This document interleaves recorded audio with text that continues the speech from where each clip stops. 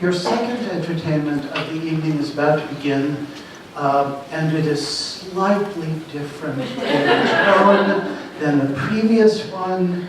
You're about to be favored with a dramatization of Lesley Castle, adapted from the Juvenilia by our beloved Adam McCune, who could not be here, and directed by the inimitable Sarah Rose Kearns. So,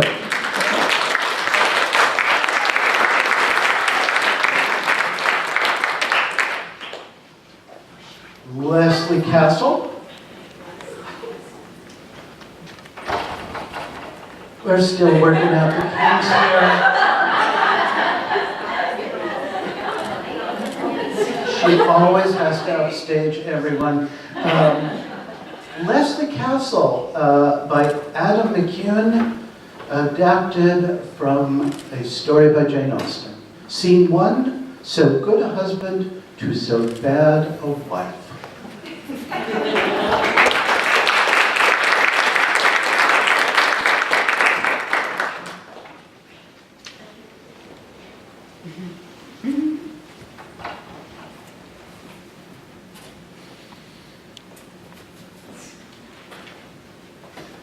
Oh, Matilda and Margaret, I must leave Lesley Castle.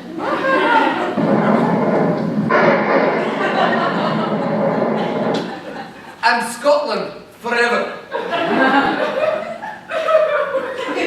And you, my beautiful sisters, I trust that you'll share all the care and compassion from my dear teeny Eloisa that she might have expected from a proper mother.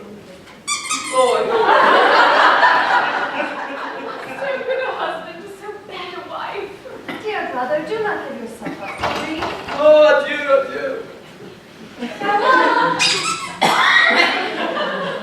Mistaking youth, he flatters himself that change of air will heal the wounds of a broken heart. Shh, dear, innocent child. You have inherited your mother's personal charms. Let us hope you inherit an amiable heart and a noble mind from your father.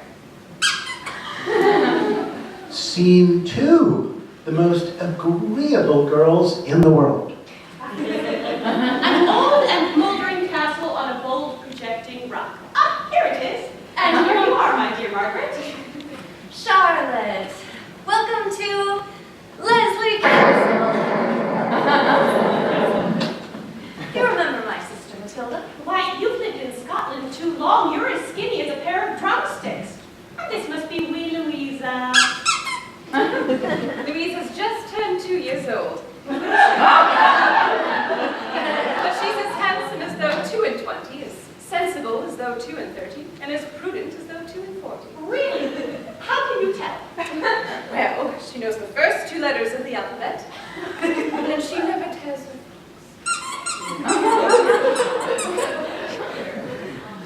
Her mother abandoned the family a few weeks ago, in company with Danvers and dishonor. Your brother must be as bitter as burnt toast. He has departed for the continent as broken as an old man. And my father is away in London, fluttering about the streets like a youngster. He's enjoying good health? He's enjoying dissipation.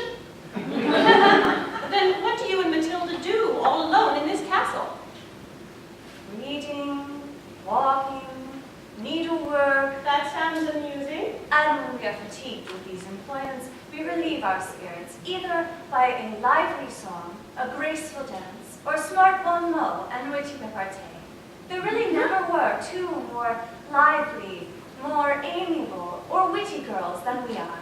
And the greatest of our perfections is that we are insensible of them. Now tell me, Charlotte, when does your sister Eloisa arrive here for her marriage to the handsome Henry Harvey? Very soon, I think. Margaret, would you believe it? I've spent every moment of the past 5 weeks preparing for her wedding. That explains the cartloads of food that arrived ahead of you. Yes, I have labored night and day to get the wedding dinner ready. Roasting beef, broiling mutton, stewing soup, enough to last the newly married couple through their honeymoon. Scene 3. Disaster strikes.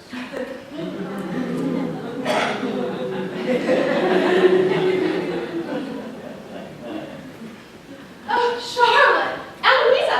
Why, your face is as white as whipped syllabub.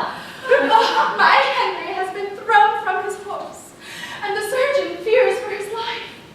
Oh no! My God! What in the name of heaven will become of all the victuals? We'll never be able to eat it all while it is good unless perhaps we call in the surgeon to help us. I can manage the sirloin myself. My mother will eat the soup, and you and the doctor must finish off the rest. Well, don't just stand there. To the kitchen. Henry, I must go to him. Oh, what for? Please, let me show you to your room. Do take a wing of chicken first, Eloisa. To think, I have been roasting, broiling, and stewing the meat, and myself, all to no purpose. Scene 4. Sir George is married.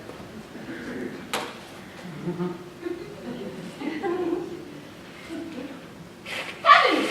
'Tis Susan Fitzgerald. Welcome to Lesley Castle. What a horrid old dungeon. I thought I would have to be pulled up the cliff by a rope. What brings you all the way from London? Not what? Who? Sir George Lesley. Margaret and Matilda's father. Why, I thought he was in London. In fact, I heard a rumor that Sir George was to be married. He is married. I was myself present at the ceremony as the bride. Lady Lesley, I'm sure your new stepdaughters will be as delighted as I am. Of course. Where is my husband? Pray excuse me. Scene 5. My mother's jewels.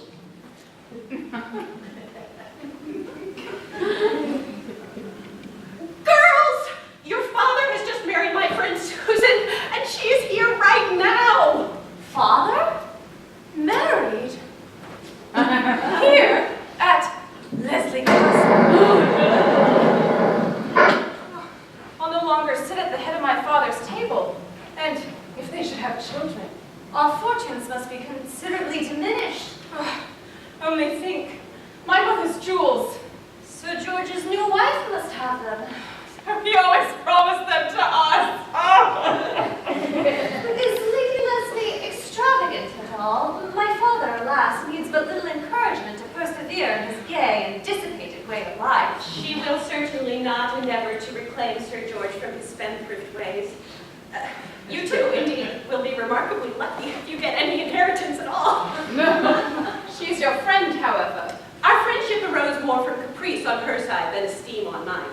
We were staying together at the home of a mutual friend when, for 2 or 3 days, the weather was so bad we couldn't leave the house. She soon conceived a violent partiality for me, though by this time she is probably as tired of me as I am of her, only we are too polite to say so. She is good-tempered, at least. When she has her own way, What can our father see in her? she's very pretty, with fine eyes and teeth, and she wears a good deal of rouge. Scene 6. You are all perfectly handsome.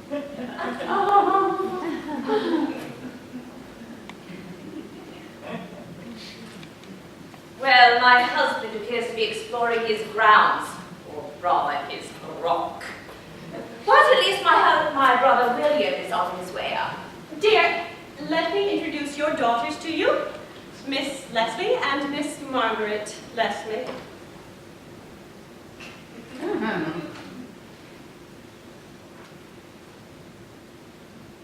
Charlotte, you said she was pretty. She's but an insignificant dwarf. Nonsense. You are all perfectly handsome, though unlike. I traveled 400 miles to see 2 handsome girls.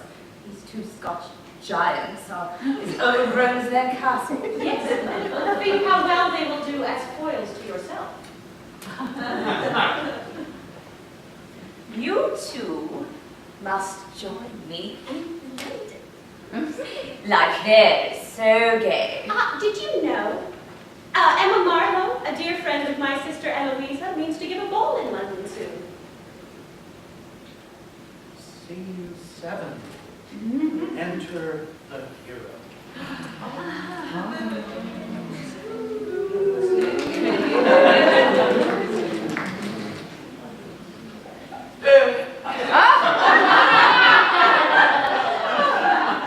I'm an entirely different character, and I got lost admiring the architecture. Lesley, let me introduce you to my brother, William Fitzgerald. Oh, I say, I'm awfully sorry to have been so long in coming. There is something about a Scottish castle that fills my head with thoughts of ghosts and tragical queens. I know just what you mean. I get the same feeling when I sketch the Holy Isle or read the lay The Last Minstrel. Or sing the lovely lass of Inverness. Oh, I love the lovely lass of Inverness. Matilda, you want to play it for him?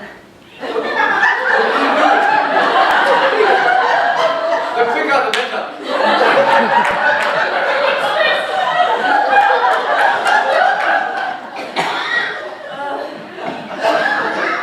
No songs but Scotch airs, no books but Scotch poems, no paintings but Scotch mountains.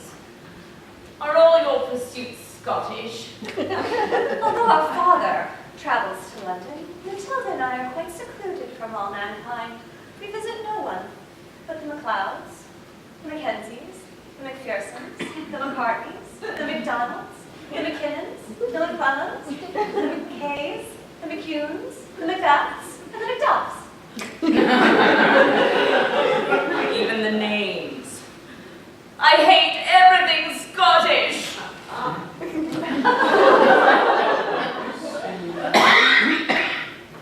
I shall never marry.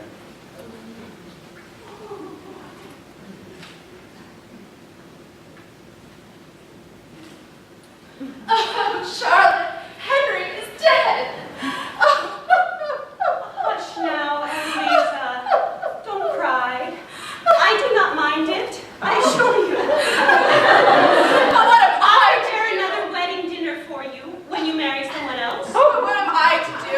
Did you see that good-looking brother of Lady Lesley's? You might set your cap at him.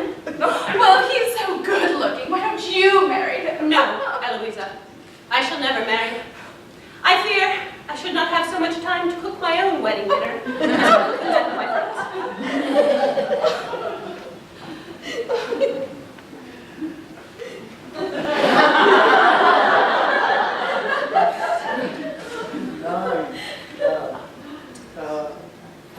We have had enough of Scotland.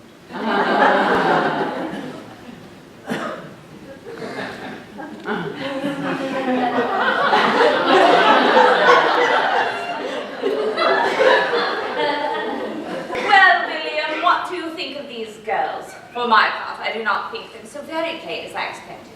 But you may perhaps think me partial to the daughters of my husband, as they are so very like Sir George. Oh, my dear Susan, you do not really think that they bear the least resemblance to their father. I mean, he is so awfully plain after all. Oh, but excuse me, I forgot to whom I was speaking.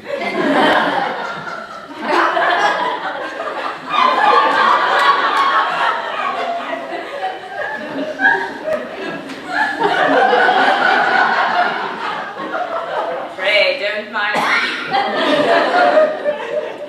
Everyone knows Sir George is horribly ugly. I assure you. I myself find him quite a fright. Quite a fright, you would surprise me extremely. But you cannot think your husband quite so deficient in personal charms, nor can you think that he bears any resemblance to those two lovely young girls, who I believe to be perfectly unlike him and perfectly handsome. If they are very unlike him and very handsome, then it is only natural to assume that he is very plain. Well, perhaps we must not dispute about his beauty, although I must say that your opinion of his daughters is very singular. Do you not think them to be handsome young women? Lord, no, I find them very plain. Plain, my dear Susan, you cannot really think so. What single feature in either of their faces can displease you? Leave that to me. Now, shall we begin with the eldest, with Matilda, shall we, William? Well, I said the two are so very much alike that I should think the faults of one should do as the faults of both. Yeah? Well, in the first place, they are both very, very tall. Well, they are taller than you, indeed, yes. I I know nothing of that. Their figures are perfectly elegant, and their eyes are beautiful. Oh, I could not strain my neck enough to look into their eyes. I wouldn't dare if I were you. You might be dazzled by their lustrousness. Oh? Oh, but don't look at me like that. You will give me reason to think that I have given you cause for offence. Offend me? But in the end, do you have nothing to complain about in the complexion of these two young girls? Oh, they are both horridly pale. Hey, well, they have a little colour and is greatly increased after exercise. Exercise, only if they amuse themselves running up and down these horrid old galleries and antechambers. Well, if they do have but little colour, at least that is all their own, Sister Niall. My dear brother, I think we have had quite enough of Scotland. I shall not miss Lesley Castle. Scene 10, the Grand Hall. Welcome to London and my humble abode. Oh, you're too kind, Mrs. Marlowe. Thank you so much for having us. Matilda, may I trouble you for the favour of this dance?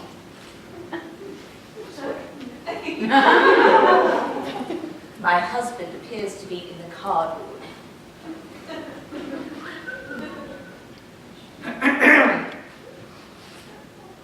Oh, Margaret, it's you! Brother, how are you enduring your grief? Oh, the grief. Travelling through Europe's the best thing that could have happened to a Scotsman like me. By the time I reached Paris, I remembered what good fun it is to be single. And when I reached Naples, I married an Italian noblewoman of great rank and fortune.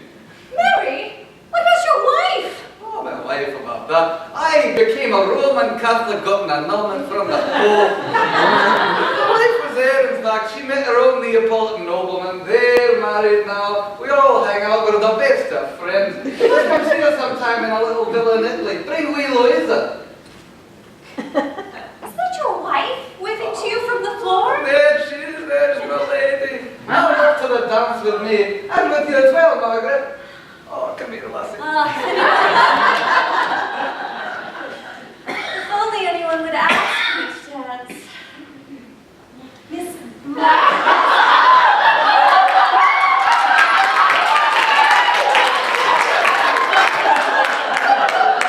Allow me to introduce my brother, Mr. Cleveland. Oh, I have heard so much good of you from my friends, Mr. Cleveland. But even they could not do you justice. I can just picture to myself the cultivated understanding, the noble sentiments, the elegant language that must shine so conspicuously in your conversation. I would love to dance.